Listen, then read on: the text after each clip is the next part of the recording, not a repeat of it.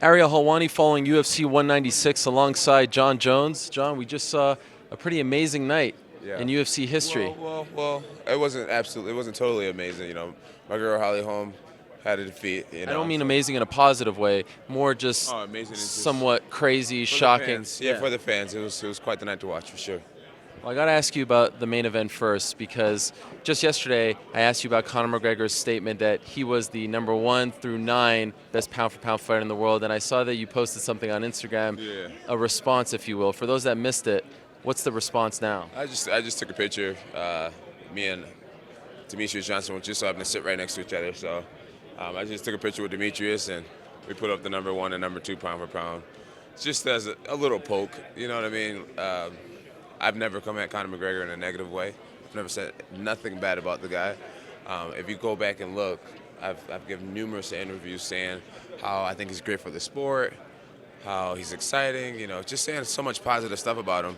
And he took it into his own hands to go out of his way to challenge me, to challenge my position in the sport. So, I thought it'd be only fitting to throw a little poke at him at this time. So. As someone who has flirted with going up, is there a lesson to be learned here tonight with what happened to him? Flirting with going up, what do you mean? To heavyweight. You flirted with the idea of moving up and fighting bigger guys. Yeah. Do you look at that now and say, like, maybe I should just stick around at 205? Well, going up to heavyweight is a little bit different from going to, from 150 to 170, these guys could weigh a hell of a lot more than me, you know what I mean? I think Conor weighed in almost at 170, right, where these heavyweights could be almost 265, you know what I mean? So it's a little different scenario. But yeah, I'm still game to go to heavyweight and entertain a super fight. I've always said it has to be against the right opponent. I would like to fight one of these smaller heavyweights, like a Cain Velasquez, like a Verdum, these guys who are weighing around 245, 240. I could see myself going at it with these guys pretty well.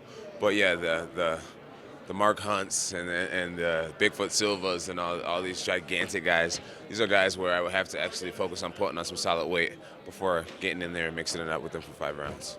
I have to ask you about Holly because I know you guys are so close. Do you hurt for her right now? Have you had a chance to speak to her? Absolutely. How difficult was it for you to watch that?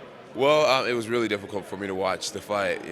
First of all, I want to start by saying congratulations to Miesha Tate. Miesha and I have always been very cordial with each other. Just a very sweet person, very sweet girl.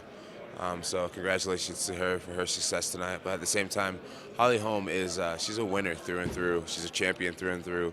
And this is only going to motivate her. She's definitely going to come back a hell of a lot stronger. I told Holly tonight that, working on that position, that back, having her back taken, working on her not guillotine, but her rear naked choke defense. She wins this fight 10 out of 10 times. I honestly believe Holly wins the fight 10 out of 10 times when we attack that position and really work on that hole that we found in her game tonight. Holly is very young in the sport. She definitely has shocked the world with beating Ronda Rousey and things like that, but this is only her 4th fight in the UFC. So, she's really just getting started. So, Holly has a very, very bright future. She's positive. She's in the place she needs to be. She's going to come back really strong from this. I guarantee it. Mark my words. Mark my words. She will hold that belt again. I have no hesitation in saying that.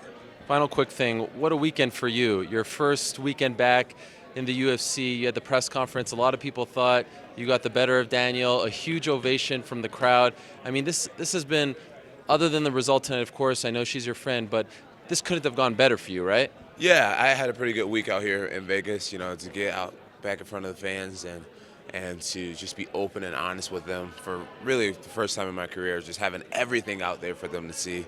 And to see the way they've received me has been tremendous. It's scary when you tell the absolute truth about where you're at in your life and, struggles with sobriety and just everything about me is really out there right now. And it's really freeing to be in this position, to just not be hiding anything and just get to move forward in my life. And yeah, I feel great, man. It feels really good. Thank you to all the fans who stuck by me and who still support me and who are excited for me.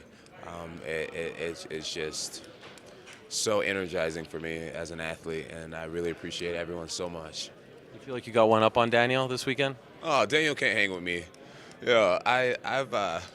I've had a lot of mental like battles with every opponent. Chael's a great talker, but I mean, I don't feel like I've ever lost a mental warfare battle with any opponent before a fight. Daniel just, if you really watch him, he crumbles. He crumbles when he's around me, dude, and it's funny. He turns into a total baby. Just he loses his shit. It's funny. Welcome back, Jon. Thank you for this. Ariel Hawani, my man.